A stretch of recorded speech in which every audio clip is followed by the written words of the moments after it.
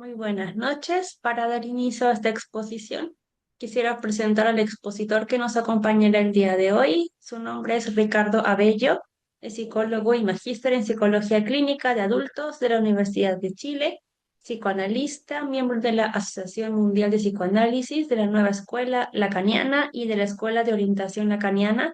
También es docente del Diplomado Psicoanálisis y Salud Mental, Intervenciones Clínicas críticas en instituciones y del Diplomado Clínica Psicoanalítica desde la teoría de Lacan de la Pontificia Universidad Católica de Chile. También es director y docente del Diplomado de Estrategias de Apoyo Psicológico en Salud Mental, la Dirección de la Cura en la Universidad Andrés Bello.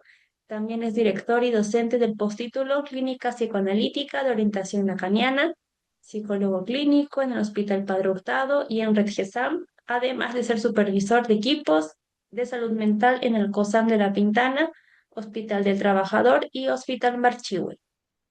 Dicho esto, le damos el paso a Ricardo para que empiece con su presentación.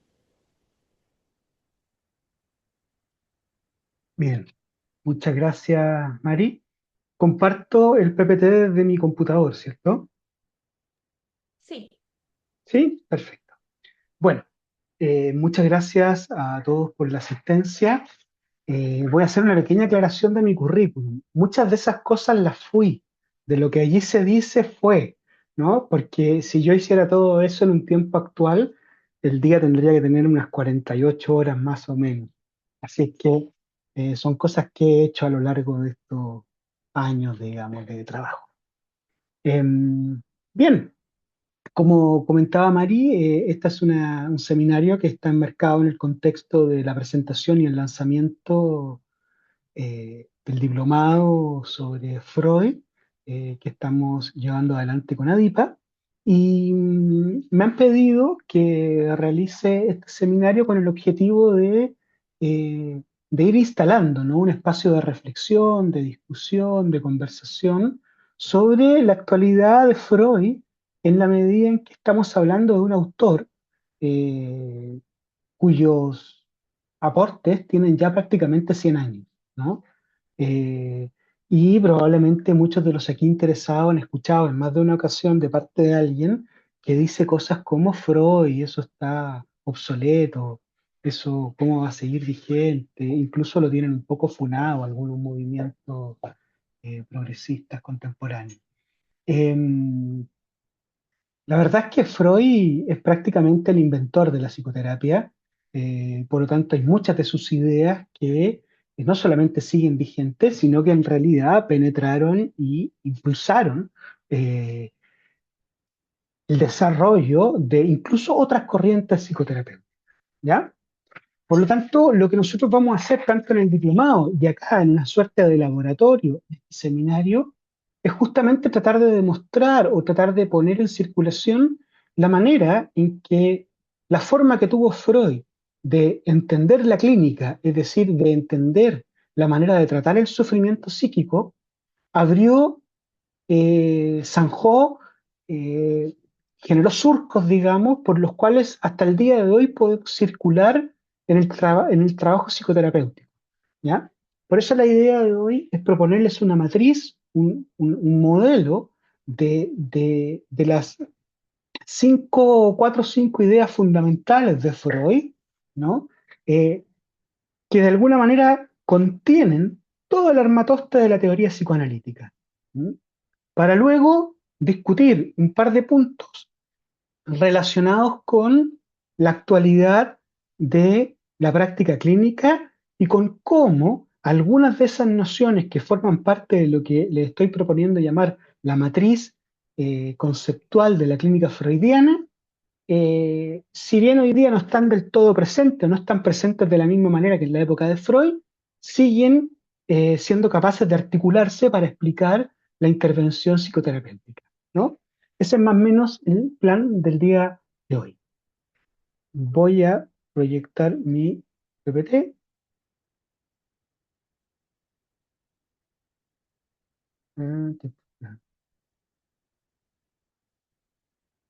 Ya. Freud y la actualidad de sus ideas clínicas. Esta es la propuesta, que ya se las mencioné a viva voz, pero que hoy día la podemos, tengo ahí como pie de apoyo este PP. Me interesa situar entonces algunas ideas, cinco en especial, que pienso que son parte de una matriz. Una matriz es un molde, es una manera organizada de pensar un determinado problema, conceptual y práctico, ¿no? Una matriz de cómo el pensamiento freudiano de alguna manera logró dar cuenta hace ya 125 años, prácticamente 130 años, del sufrimiento psíquico y del descubrimiento de ciertos procesos psíquicos y ciertas intervenciones psicoterapéuticas que lograron producir alivio. ¿No? Ese pequeño mecanismo, ese pequeño molde, esa pequeña matriz, me parece que se puede sostener en estas cinco ideas. Satisfacción, deseo, defensa, inconsciente y síntoma. ¿Mm? Creo que son además las ideas originales del Freud del año 1900, 1900, 1895. Recuerden que Freud mismo concebía el inicio de la teoría psicoanalítica a partir del año 1900, que es el año en que él publica la interpretación de los sueños. Entonces él consideraba que con la publicación de la interpretación de los sueños eh, se había producido formalmente el surgimiento y el nacimiento del psicoanálisis. Eso no era un deseo de Freud muy inocente que digamos, era un deseo muy propio de la época de Freud y de las clases profesionales de su época de realizar un gran aporte a la humanidad y por lo tanto él aspiraba a estar realizando el gran aporte a la humanidad con la interpretación de los sueños justamente en el inicio del nuevo siglo, en el cambio de siglo. Por lo tanto, no era un deseo tan puro, era un deseo bastante aspiracional de Freud, pero que era difícil no tenerlo cuando se era un médico en aquella época, porque era parte de la cultura vienesa aspirar justamente a una gran contribución al género humano. ¿Mm? De alguna manera, en esta cita de Freud que les puse en el PPT, están en juego estas ideas. Y lo que yo voy a hacer en el seminario de hoy es comenzar a desglosar estas ideas para que ustedes puedan ver cómo están en juego y cómo constituyen un molde que muchos de ustedes probablemente ya conocen, de cómo funciona el aparato psíquico y de cómo se interviene a partir de ese modelo de funcionamiento. Muchísimos seres humanos, dice Freud, ante conflictos vitales cuya solución se les volvió demasiado difícil, se han refugiado en la neurosis, obteniendo así una ganancia de la enfermedad, ganancia inequívoca, si bien harto costosa a la larga. Hay manos levantadas, pero entiendo que no es el momento de comenzar a interactuar. No sé si habrá algún problema técnico. Si es así, les pido que lo planteen a través de los chats. Ven que subrayé varias ideas, ¿no? Conflictos, tensiones psíquicas que son difíciles de resolver y respecto a las cuales la neurosis es un refugio. ¿Sí? La enfermedad es un refugio. Y luego, una última idea que destaqué, que hay una ganancia en la enfermedad.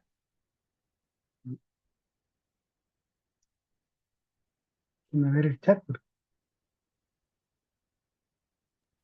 Sí, profesor, disculpe, es que ¿Sí? no están pasando las Ah, ok. diapositivas. Déjeme. Si se pudiera compartirlo en pantalla completa. Estaba compartiéndolo en pantalla completa. A ver. Sí. A ver, intentémoslo de nuevo. Ahí lo ven. Está ¿Sí? cargando. Sí, mire, abajo hay unos iconos. ¿Sí? El Abajito. de pantalla completa lo voy a apretar en este momento. Presentación con diapositiva. Sí. Ahí lo ven. A mí se me puso la pantalla completa en mi computador. A ver, está cargando.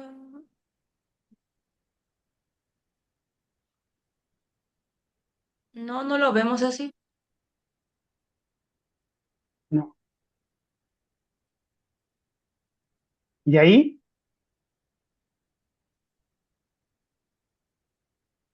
Tampoco.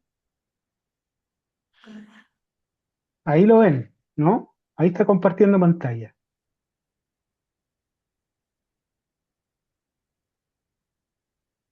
A ver.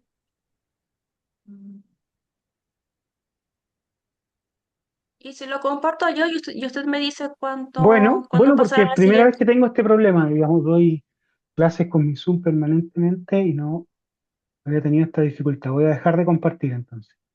Sí, no se preocupe, a veces pasa. Ok. Ya.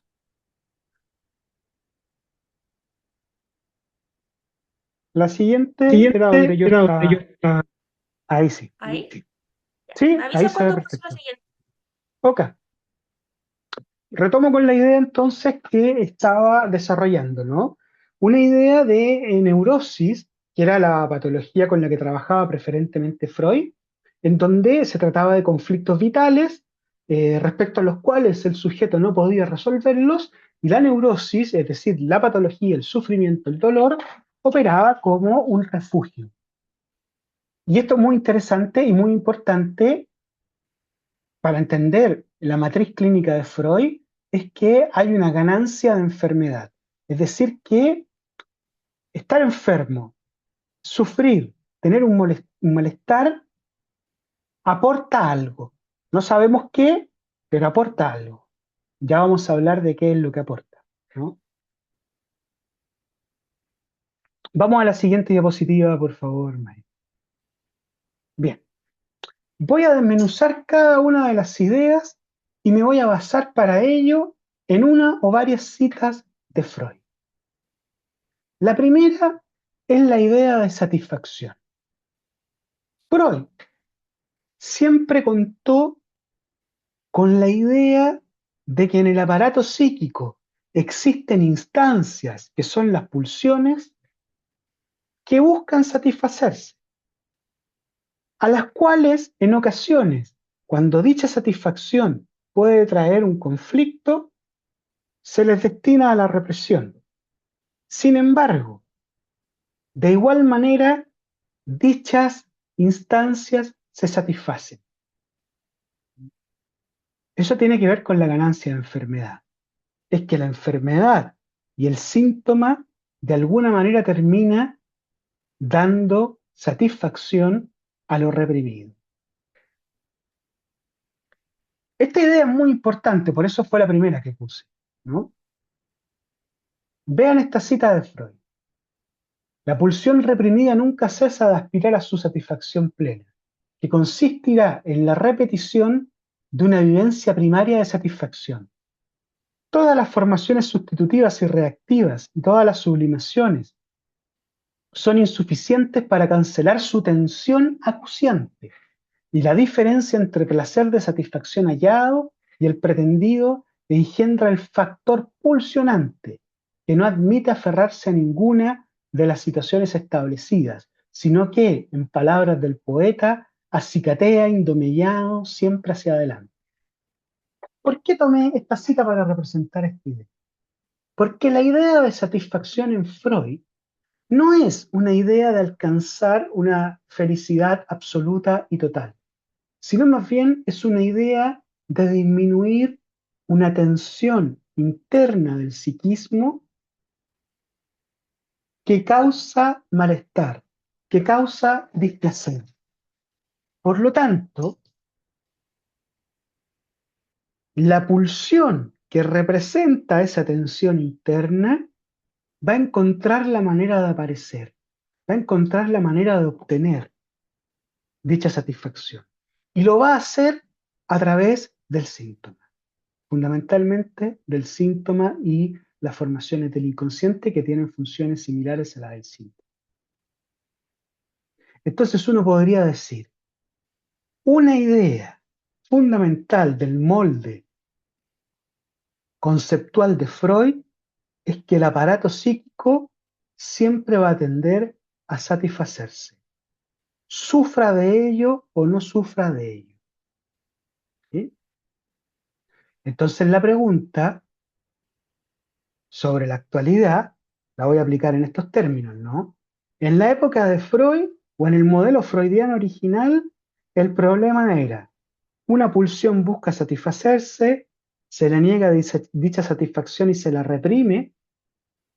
Como se la reprime, busca satisfacerse de una manera indirecta y lo hace a través del síntoma. Hoy en día, esa forma de satisfacción tiene la misma estructura, sigue el mismo proceso que seguía en la época de Freud. Yo lo diría así, sí y no. A veces sí y a veces no. A veces la satisfacción es la expresión de lo reprimido y a veces la satisfacción no es la expresión de lo reprimido. Y en esto, para ser muy esquemático, vamos a decirlo así. La adicción, que es el modelo de la satisfacción contemporánea, no es, no es una satisfacción que sigue el camino conceptual de la represión. La adicción no es una satisfacción que expresa a una pulsión reprimida. Más adelante voy a explicar algunas de estas cosas con más precisión. Vamos a la siguiente diapositiva. El deseo. Otro concepto fundamental que es distinto a satisfacción en Freud.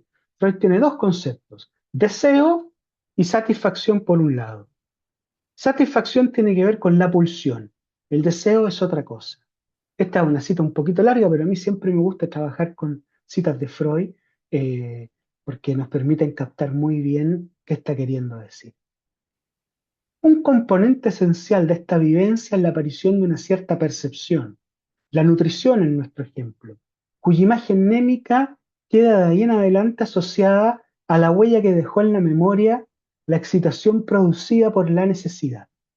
La próxima vez que esta última sobrevenga, merced al enlace así establecido, se suscitará una emoción psíquica que querrá investir de nuevo la imagen némica de aquella percepción y producir otra vez la percepción misma. Vale decir, en verdad, restablecer la situación de satisfacción primera.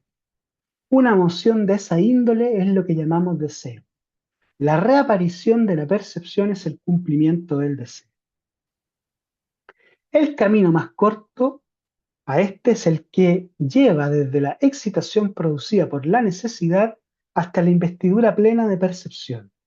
Nada nos impide suponer un estado primitivo del aparato psíquico, en que ese camino se transitaba realmente de esa manera. Y por tanto el desear terminaba en alucinar. Esta primera actividad psíquica apuntaba entonces a una identidad perceptiva, o sea, repetir aquella percepción que está enlazada con la satisfacción de la necesidad.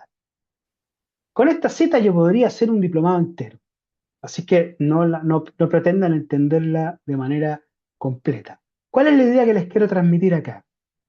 Que el deseo, que el deseo consciente e inconsciente fundamentalmente apunta, busca, orienta a la obtención de una satisfacción.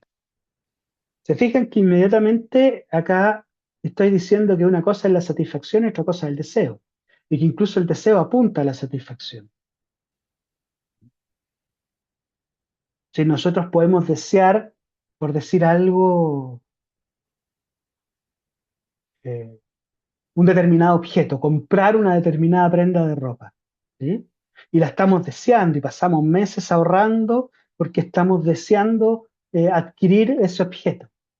Cuando logramos juntar el dinero, vamos y la compramos, tenemos la satisfacción de tener. Basta decir que muchas veces se desea mucho algo y cuando se lo obtiene, este no entrega la satisfacción esperada. Es muy importante que entiendan entonces que una cosa es la satisfacción y otra cosa es el deseo. Son cosas diferentes. Incluso podríamos decir se desea la satisfacción. Vamos a la siguiente diapositiva.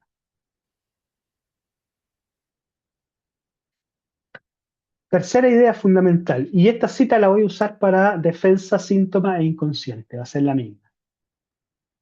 Esta es la clave del mecanismo freudiano. Consigné entonces que el estallido de la histeria se deja reconducir de manera casi regular a un conflicto psíquico. Y este es el conflicto psíquico. Una representación irreconciliable pone en movimiento la defensa del yo e invita a la represión. Pero en aquel momento no supe indicar las condiciones bajo las cuales ese afán defensivo tiene el efecto patológico de esforzar de manera efectiva hacia lo inconsciente el recuerdo penoso para el yo y crear en su lugar un síntoma histérico. Van a ver que en esta cita está toda la matriz freudiana de su comprensión del funcionamiento psíquico. Hoy lo complemento. La defensa alcanza ese propósito suyo de esforzar fuera de la conciencia la representación irreconciliable cuando la persona en cuestión hasta ese momento sana, están presentes unas escenas sexuales infantiles como recuerdos inconscientes, y cuando la representación que se ha de reprimir puede entrar en un nexo lógico o asociativo con tales vivencias infantiles. ¿Qué me interesa de esta cita? Me interesan muchas cosas, pero ahora que estamos en defensa. Que el aparato psíquico necesita defenderse. Y la manera fundamental en que Freud entendía la defensa era a través de la represión. Y la represión consistía en enviar, en mandar a lo inconsciente la representación psíquica de un deseo que no era posible aceptar por la conciencia. La pregunta clave para efectos de la actualidad es si aún hoy día la defensa se expresa fundamentalmente en la represión. La respuesta es que no. Hoy día hay defensas de muchos tipos y defensas incluso que fracasan ante el esfuerzo por contener la tensión psíquica. Por lo tanto, hoy en día no podemos comprender el sufrimiento psíquico solamente desde la perspectiva de la defensa y la represión. Tenemos también que considerar, en primer lugar, que las defensas fallan y en segundo lugar, que hay muchos recursos psíquicos que pueden funcionar como defensa. Por lo tanto, lo que quiero hacer es reivindicar la noción de defensa como una actualidad clínica contemporánea de las ideas de Freud, pero es aclarar que la represión no es la única defensa. Por lo tanto, en sus cabezas, si ustedes han leído a Freud y han estudiado el psicoanálisis, separen defensa y represión. Defensa no es lo mismo que represión. La siguiente, por favor, Mari. Inconsciente. Idea ultra conocido por muchos de ustedes, y insisto, es una parte de la misma cita anterior, pero acá quiero destacar otra cosa. Ese afán defensivo tiene el efecto patológico de esforzar de manera efectiva hacia lo inconsciente el recuerdo penoso para el yo.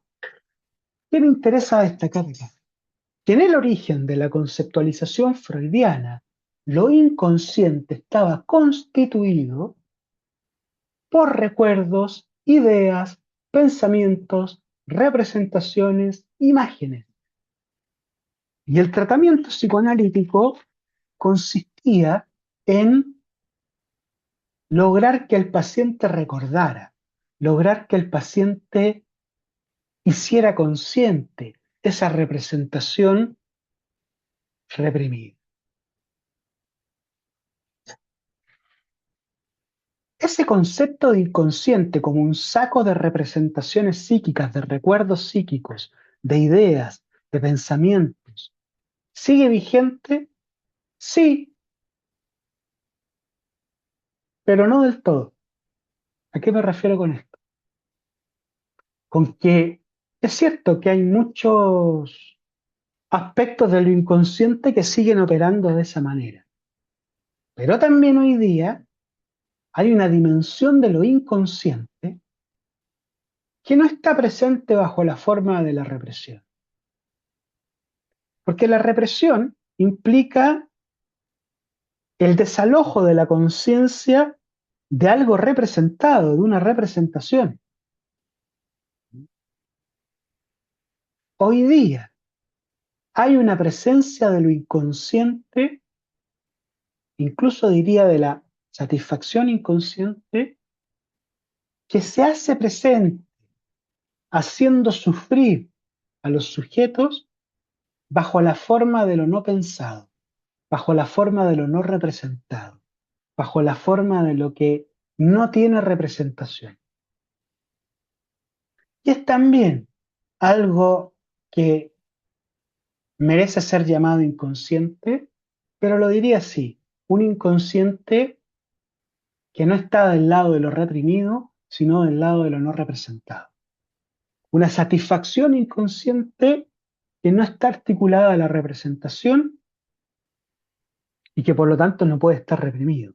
Entonces, digámoslo así, es más primario, es anterior a lo inconsciente vinculado con la representación.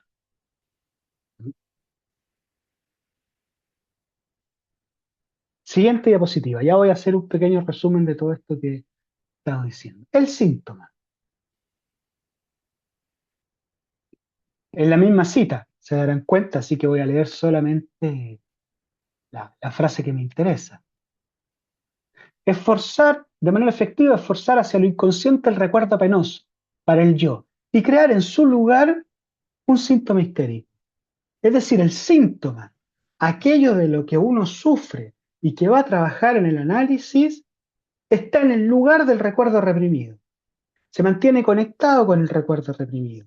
Dicho en otros términos, el síntoma representa, simboliza lo reprimido. Y la conceptualización clásica del psicoanálisis, que todos ustedes conocen, implica que el tratamiento psicoanalítico pasa por descifrar el síntoma, es decir, descifrar el, la codificación que hay en el síntoma de los recuerdos reprimidos. ¿Ok? Por lo tanto, el síntoma tiene acá un valor simbólico. Evidentemente, si cambió el concepto de inconsciente, y hay un inconsciente que tiene que ver con lo no representado y no solamente con lo que está reprimido de lo representado psíquicamente, hay síntomas que no tienen un valor simbólico porque no están conectados con el recuerdo reprimido. Esos síntomas están conectados con el inconsciente como lo no representado y por lo tanto son síntomas que no tienen necesariamente un valor simbólico. Son síntomas que no necesariamente representan o simbolizan algo reprimido.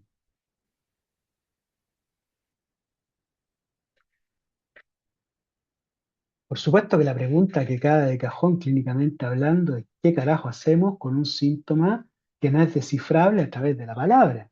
¿Qué diablos hacemos con un síntoma que no podemos resolver diciéndole al paciente, por ejemplo, tengo la impresión de que esa rabia y esa molestia que usted siente tiene que ver con esta situación que me contó, que bla, bla, bla? Que el paciente diga, ah, tiene usted toda la razón y se diluye el síntoma.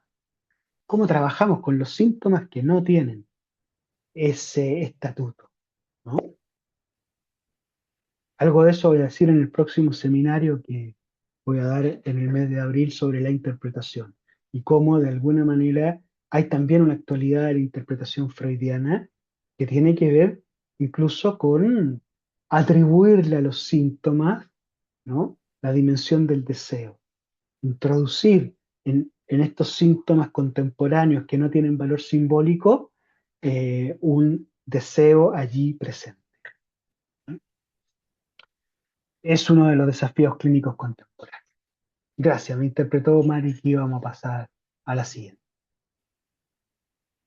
Han pasado 125 años de esta matriz de la represión. En realidad no son 125, son más, son 135, porque la década de Freud, entre 1890 y 1900, cuando publicó la interpretación de los sueños, es la década en que él eh, fraguó, fraguó estas ideas y luego se dedicó a complementarlas con una serie de otros conceptos. Narcisismo, pulsiones, identificaciones, compulsión a la repetición, eh, fantasía, objeto, relación de objeto, complejo de Edipo. sexualidad, libido, etcétera. Pero de alguna manera todos esos conceptos son como subtemas que se van colgando de este árbol, de este esqueleto sostenido en estas cinco ideas que les he comentado. Entonces, en estos 125 años, sigue vigente cómo han afectado los cambios socioculturales en las formas de producción de subjetividad y de malestar, porque las formas de producción de subjetividad también se han transformado, no solamente las formas de sufrimiento, cuando se transforman las formas de producción de subjetividad, se transforman las formas de sufrimiento. Vamos a la siguiente diapositiva.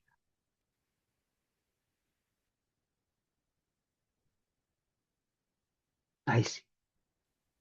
Voy a situar muy sucintamente el cambio fundamental sociocultural de Freud a la época contemporánea. El cambio sociocultural fundamental es el pasaje del capitalismo industrial al neoliberalismo. ¿Mm? Ese cambio tiene una modificación trascendental para nosotros como psicoanalistas y para poder entender el funcionamiento del aparato psíquico y eh, la producción de síntomas o de sufrimiento. ¿Cuál es ese cambio fundamental? Es la modificación del predominio de la prohibición que conceptualmente en el psicoanálisis se representó como la función del complejo de Edipo y del padre como forma de regulación de las satisfacciones y de los deseos. Esa matriz cambió.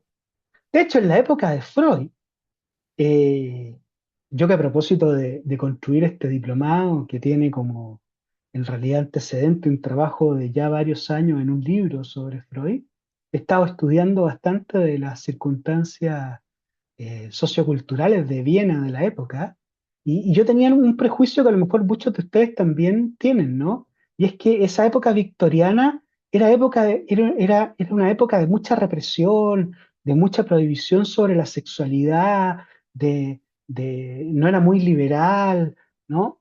La verdad que todo eso es mentira, era una época hipócrita. Efectivamente era una época de valores muy tradicionales, de valores muy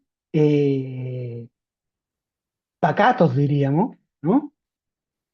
Pero la realidad no era tan así, porque Viena era un hervidero de prostitución, ¿no? En donde todos esos señores de la burguesía y todas las señoras de la burguesía, que no acudían a las prostitutas, pero que sí tenían amantes, y los señores acudían a las prostitutas. Y habían fiestas de relaciones homosexuales que eran bastante, digamos, no sé si populares es la palabra, pero eran un lugar de, de satisfacción que existía en la sociedad vienesa. Entonces, en realidad, no era, no era que no era que no hubiera una vida sexual muy activa en la Viena de Freud. Había una vida sexual muy activa. Lo que pasa es que existía bajo el signo de la prohibición, bajo el signo de la regulación, bajo el signo de la autoridad y la castración. La modificación en el pasaje del capitalismo industrial al neoliberalismo es que el no puedes, el no debes, como figuras de la prohibición, de la castración, del límite, de la ley, se modifica o pierde la capacidad de regularlo todo por el puedes y el debes. Por lo tanto, en las condiciones actuales conviven dos ejes de regulación de las satisfacciones y el deseo en la cultura. Convive el eje del no puedes y el no debes, que sigue existiendo, no es que desapareció, solo que no predomina, no es el predominante necesariamente, no está por sobre el eje del puedes y el debes. Es decir, hoy día la prohibición convive con el permiso y en ocasiones el permiso puede llegar a ser más fuerte que la prohibición. Dado que hoy día hay un cambio sociocultural vinculado con el puedes y el debes, que empuja a la satisfacción, que la habilita, que la permite, la pregunta es cómo funciona el aparato psíquico bajo esas circunstancias y si las ideas de Freud, ¿no?, siguen estando vigentes, dado que fueron construidas con una matriz diferente, que era la matriz de la prohibición de la satisfacción que empujaba a la represión. A mí me parece que siguen estando presentes, ¿no? Y lo que les quiero proponer ahora, la siguiente diapositiva, es una cierta manera de comparar, ¿no?, la modificación en las ideas clínicas con la traducción de ello en una orientación clínica freudiana contemporánea, ¿sí? Y con esta diapositiva cerramos y abrimos un espacio de conversación. Fíjense, con relación a la satisfacción y el deseo, la modificación consiste en que ya no se representa un conflicto en relación a lo prohibido. Se presenta como posible la satisfacción y el deseo, e incluso alentada por los valores del contexto neoliberal. Todo es posible, eh, eh, todo puede suceder, ¿no? Puedes acceder, puedes llegar a hacer lo que quieras. Tienes que desbloquear tu potencial con el desafío de 28 días de la IA que les debe aparecer a todos en sus celulares y vas a poder ser millonario en no sé cuántos días, ¿no? El lema de Nike, nada es imposible, ¿no?, también representa ese tipo de formulaciones contemporáneas. Por lo tanto, hoy en día no se sufre de la falta de satisfacción, sino por un exceso o por la imposibilidad de encontrar al menos una satisfacción y o un deseo. No se sabe qué se quiere ni qué satisface, o bien no es posible dejar de satisfacerse. Un ejemplo clínico importante es el de los adolescentes de hoy día, ¿no? Los adolescentes de hoy día no son los adolescentes rebeldes, ¿no?, del capitalismo industrial.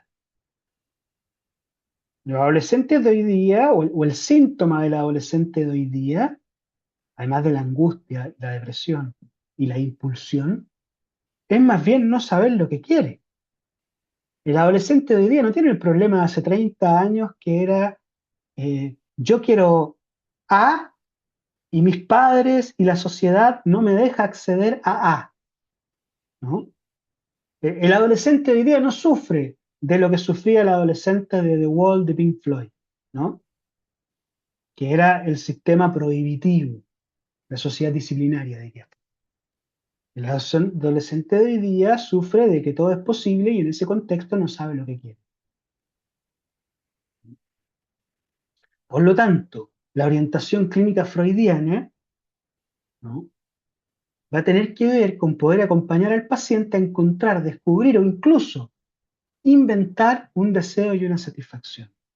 No es liberar la satisfacción reprimida,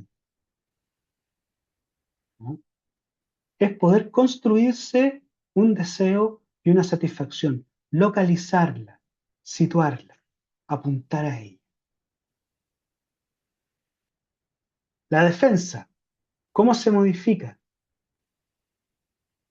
No funciona de la misma manera porque hoy día no hay prohibición y el psiquismo se ve invadido por excesos y desregulaciones. Excesos de consumo de bebidas alcohólicas, de consumo de droga, ¿no? Eh, de impulsiones, de acting. Por lo tanto, hoy día el problema es cómo regular el exceso. No es levantar la represión, es por qué no incluso posibilitar que algo de represión haya, que algo de represión exista. Por lo tanto, la orientación clínica freudiana que sigue este principio de funcionamiento mental que ya describió Freud es producir o inventar recursos que cumplan la función de defensa. ¿Y qué significa que algo cumpla la función de defensa? Que disminuya la tensión interna del psiquismo. Si algo, una actividad, un pensamiento, una, eh, una decisión, una elección, disminuye la tensión psíquica interna, entonces funciona como defensa y alivio.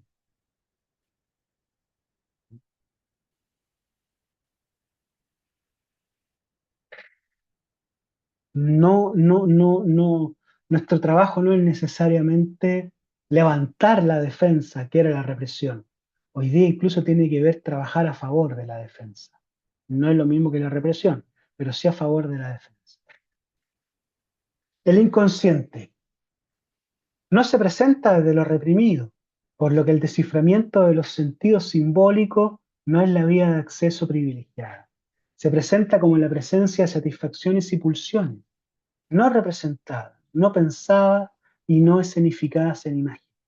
Hoy día es común escuchar a alguien decir, no sé qué me pasa, no sé por qué lo hice, no sé qué me llevó a hacerlo, no sé qué decisión tomar, que no es, lo sé y no he reconocido lo que sí sé. Como decía Freud, no sabe que lo sabe. No, es literalmente no lo sé. Literalmente no hay representación allí. Por lo tanto, la orientación clínica basada en los principios freudianos va a tener que ver con hacer hablar aquello que se presenta como mudo. Va a tener que ver con poner palabras a lo que no tiene palabras aún. Poner palabras a ese inconsciente no representado. ¿Ok? Y por último, el síntoma. El síntoma ya no simboliza contenidos reprimidos necesariamente, ¿no? Una crisis de angustia no tiene ningún valor simbólico, ¿no? Aunque eso ya estaba presente en la época de Freud, pero uno de los errores importantes de los clínicos es cuando intentan buscarle a la crisis de angustia un significado. ¿Qué significa? ¿No? Y dan vuelta porque no tiene ningún significado y porque no se trabaja así la clínica de la angustia, ¿no? Se trabaja bordeándolo, ¿no? Por eso la angustia no es un síntoma, ¿no? El síntoma es, en muchas ocasiones en la época contemporánea, una encarnación de una modalidad de satisfacción sin valor simbólico representacional. ¿Qué significa eso? Que lo sintomático, lo que a alguien le molesta, es simplemente la tendencia a experimentar una y otra vez una determinada satisfacción, sin que eso, sin que ese circuito represente algo reprimido. Por lo tanto, el tratamiento clínico no es descifrar qué significará que yo busque siempre lo mismo. Acá el tratamiento va a tener que ver con dos direcciones posibles. La primera, con localizar y enmarcar aquello que se presenta sin valor simbólico, pudiendo incluso construir una ficción de un valor simbólico. Es decir, trabajar con un paciente en términos de qué podrá significar que siga buscando esa misma satisfacción.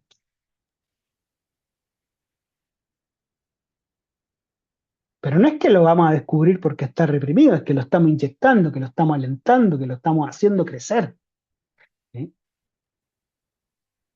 Por eso la palabra correcta es ficcionando. Estamos construyendo una fantasía, no descubriendo una fantasía reprimida, ¿no? Sino alentando la producción de una fantasía.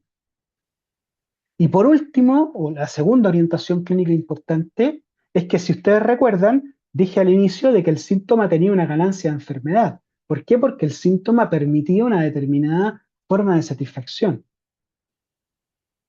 Por lo tanto, uno se puede orientar en la clínica por la función que el síntoma cumple en el psiquismo. Eso significa detectar cómo funciona para un sujeto el síntoma que padece. ¿Cuál es el uso? ¿Cuál es la utilidad que en su vida cotidiana tiene ese síntoma? Eso, por supuesto, hay que poder detectarlo conversando con el paciente no lo sabe, ¿no? Pero es necesario que uno lo pueda detectar porque esto está a nivel del inconsciente no reprimido, como yo les decía, ¿no?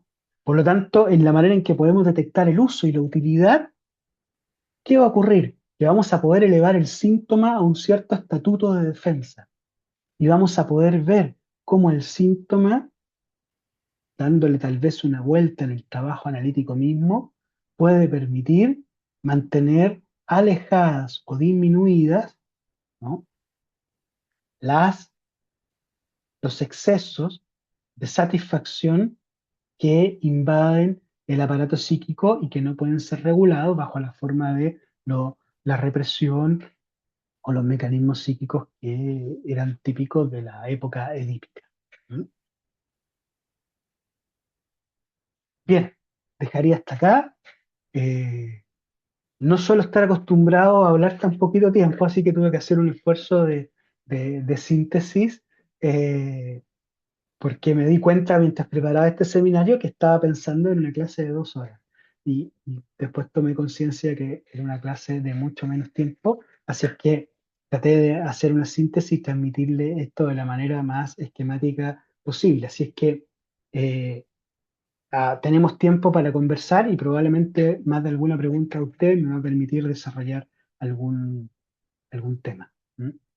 Eso, no sé, Mari, si podemos ceder la palabra, si se toman algunas preguntas del chat, cómo lo sé. Sí, ya, en esta ronda de preguntas se da la palabra a las tres primeras personas que levanten la manito a modo de reacción. Así que A bien, modo de competencia. sí, en orden de llegada. Muy bien. Vamos a empezar con, hay muchas personas que bajan y o sea, levantan y bajan la mano, así que empezamos con José Juan. Muy bien. José Juan, cuando gustes. Sí, muchas gracias. Primero que nada, el tema fue significativamente importante.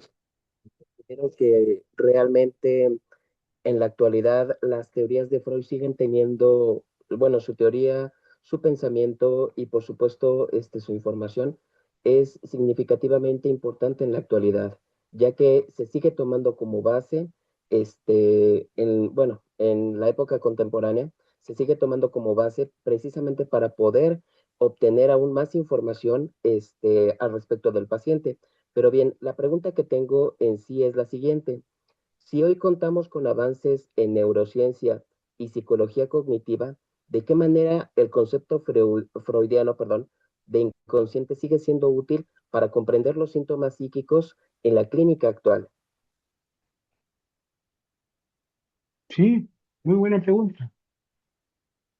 La neurociencia y el psicoanálisis no son excluyentes, ¿no? La neurociencia da cuenta del organismo, ¿no? Y nosotros los psicoanalistas no podemos desconocer la existencia del organismo, ¿no? Voy a ser muy, si un paciente, está bien, si un paciente tiene diarrea, ¿no? Tiene que tomarse algo para el estómago y si eso persiste tiene que ir a ver al gastroenterólogo, ¿no? Lo mismo ocurre con aspectos de la neurociencia. Si un paciente tiene un daño orgánico, si un paciente tiene una alteración eh, de su neurotransmisión, tendrá que tomar psicofármacos. Me parece que no son dimensiones excluyentes ni sustituibles, ¿no? Los psicoanalistas trabajamos con el sujeto. ¿Y qué es el sujeto? Es muy simple. Es la elección por las satisfacciones que vamos a buscar en la vida y la responsabilidad por dicha selección. que no es lo mismo que atribuirle las elecciones a un factor neuroquímico o de neurotransmisión. Esos también están, ¿no? E incluso si están, y yo tengo un paciente con un daño orgánico, por ejemplo, ¿no? Yo no voy a tratar de curarle el daño orgánico con asociación libre porque sería una ridiculez que más de alguna vez en la historia del psicoanálisis se ha intentado, ¿no? El psicoanalista es loco, me lo digo en todos los tiempos. Lo que yo voy a tener que hacer es trabajar con ese paciente su posición de sujeto respecto a ese daño orgánico que posee, ¿no? Si yo tengo un De paciente acuerdo. con un informe neuropsicológico de neuropsicología y neurociencia, perfecto que me lo traiga. Esto es como cuando les tiene que haber pasado. Yo tengo pacientes en análisis que me dicen, fui a verme el tarot, ¿no? Y me dicen, yo sé que esto no es psicoanalítico. Digo, no, cuénteme qué le dijo la persona del tarot, ¿no? Y introducimos lo que le dijo yo, y yo después le quiero preguntar qué le parece respecto a lo que hemos trabajado, lo que le dijo la persona del tarot, y lo tomamos como una información más para hacer aparecer la elección del sujeto. Así que no hay ninguna contraindicación de que podamos convivir con las neurociencias. Otra cosa es que las neurociencias quieran sustituir al psicoanálisis, o el psicoanálisis pretenda sustituir las neurociencias. Eso ya es otra cosa, ¿no? Porque estamos tratando de eh, sustituir cosas que son totalmente diferentes. Muchísimas gracias. De la tarea Nicolás y Luana. Nicolás, cuando gustes. ¿Qué tal? Muy buenas noches, muchísimas gracias. Profe, ¿qué tal? Muy buenas noches, espero se Bueno, encuentre muy bien. Pues soy estudiante de psicología, me gusta bastante el psicoanálisis. Respecto a eso, he leído bastante psicoanálisis freudiano específicamente, haciendo un poquito de paso hacia el lacaniano, pero aún cuesta. Su merced durante su exposición mencionó acerca de que ya no es tanta la prohibición del no puedes o el no debes, sino que ahorita ajá, hay un exceso del debes y puedes, ¿verdad? Entiendo yo como sí, esas prohibiciones que son, suceden posterior a la resolución del Edipo y la formación del superyo, ¿cierto? Como la imposición de la sí, ley. Pero sí, no sí, me sí. queda claro cómo esa ley puede ser ya no de la imposición de la negación, sino de la Mm, permisión, como mencionaste. No me quedó claro. muy, muy buena pregunta. Escuchaste muy bien y leíste muy bien lo que has estudiado. ¿Por qué? Acá hay un error grave, ¿no? Y es que muchos piensan que la ley es la prohibición. ¿No? Solamente la expresión de la ley es la prohibición. Si yo les digo, ¿qué hace la ley? La gran mayoría de ustedes van a decir prohíbe, ¿cierto? Limita, y con nuestra formación psicoanalítica en ciencias sociales creemos que la ley prohíbe. No, señores, la ley tiene dos funciones al mismo tiempo, y es lo que la hace ser ley. La ley prohíbe y habilita. La ley que me dice a mí que cuando hay un disco pare, no puedo pasar en la esquina cuando voy manejando, también me dice cuándo tengo que pasar. Me dice que tengo que parar, mirar para los dos lados. Entiendo que la ley dice que hay que parar dos veces, así que hay que volver a avanzar y volver a parar, seguir mirando y después puedo pasar. La ley que me dice que no puedo pasar con luz roja también me dice cuándo puedo pasar. Me dice que puedo pasar con la luz verde. Entonces, lo que hay que entender, Nicolás, es que la ley tiene dos caras, la que prohíbe y la que habilita, la que dice no y la que dice sí, ¿sí?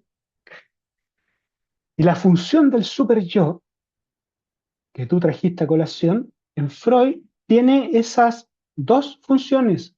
De hecho, Freud describe el super yo en función del imperativo categórico de Kant, ¿no? Y la función del imperativo categórico de Kant es una obligación, es un hace, pasa, para, ¿no? Tiene la ambigüedad de ser algo que te permite y de ser algo que te empuja. El super yo no es solo prohibición, es también empuje. Por eso es que las presentaciones clínicas hoy día, por ejemplo, de una adicción, cómo vive el adicto su consumo, es bajo la figura de un imperativo, es consume, toma, fuma, aspira, ¿no? Compra. Entonces, esto es muy importante porque la modificación, en realidad, que ha hecho el pasaje desde la prohibición al permiso, no tiene tanto que ver con el super yo, freudianamente hablando. Tiene más que ver con la desarticulación del super yo al ideal del yo, que son dos cosas diferentes en Freud y que clínicamente es muy importante diferenciarlo, ¿no? O sea, hoy día el super yo, que es un imperativo, como les decía, está mucho menos en referencia a los ideales que en la época de Freud, ¿no? Está más en relación al objeto. Y por eso sale de la lógica de la prohibición y va hacia el permiso. La última pregunta, Luana, entiendo que está por orden de llegada.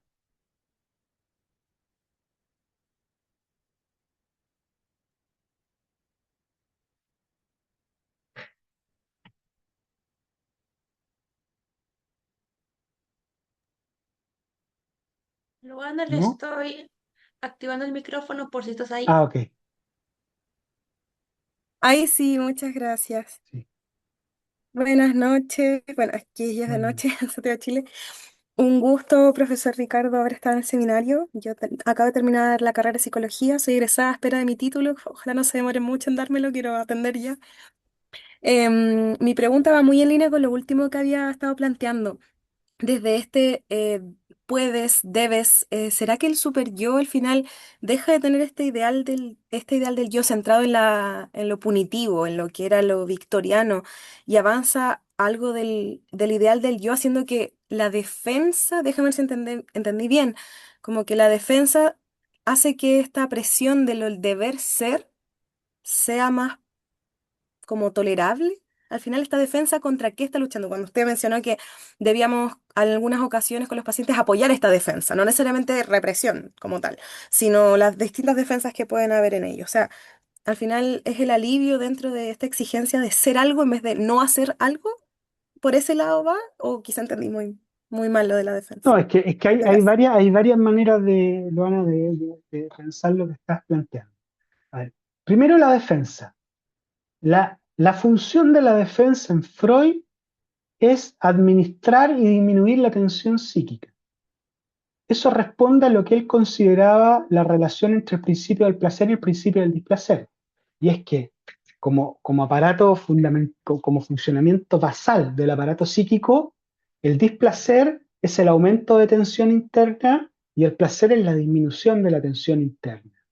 La defensa es la operación que te permite, de la manera que sea, bajar la tensión interna y disminuir el exceso que causa displacer. ¿Sí? Hay muchas maneras de hacer que opere una defensa, ¿no?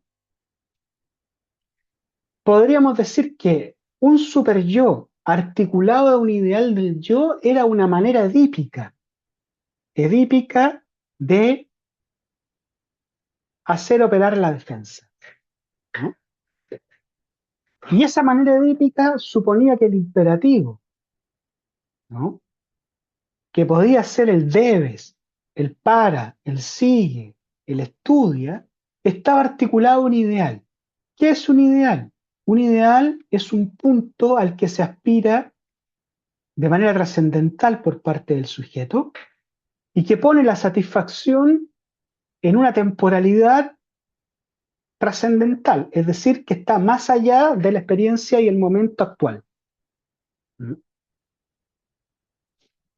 La desarticulación de los ideales, ¿no?, que es propia del neoliberalismo y del pasaje del capitalismo industrial al neoliberalismo, implica que la satisfacción ya no se desplaza en el tiempo hacia un más allá, digamos, sino que la satisfacción se exige en el momento presente. Perfecto. Ya, no es Y trascendental. no hay la trascendencia de los ideales. Por eso hoy día no hay, Mm. no hay ideales, digamos, eh, que operen hacia un futuro, ni que organicen tanto la satisfacción pulsional. Más bien la satisfacción pulsional hoy día está bajo la forma del imperativo y de la exigencia. Hasta los movimientos políticos contemporáneos funcionan así. O sea, hoy día las protestas no son el nombre de un ideal, son el nombre de una exigencia y una reivindicación imperativa, superyoica, ¿no? Claro, lo urgente Lo ahora. urgente, ¿no? Claro. Mm, ya, perfecto. Entonces ya no es Entonces, tan relevante esta satisfacción como un ideal, sino en lo que ahora me urge. es una forma Claro. diferente que toma la Mm, satisfacción. Entonces, lo claro. importante es considerar esa forma diferente para entender que la manera de trabajarla clínicamente es diferente también. Mm, perfecto. Claro. Solucionar el temblor que tenemos por síndrome de abstinencia en lugar de dejar por completo la droga que pueda haber. Por supuesto, ¿no? Claro. Y Perfecto. si uno quiere, y si uno piensa en una clínica del síntoma, en la línea de la utilidad, ¿no? La pregunta verdadera es, o la pregunta certera, digamos, es, bueno, ¿de qué manera logró decidir no tomar el día de ayer? Y poner atención a Ah, lo que pasó allí para poder ver qué pudo hacer el sujeto de diferente respecto a lo que hacía habitualmente. perfecto. Muchas gracias, profesor De Ricardo. nada. Fue, pero iluminador, totalmente. Muchas gracias.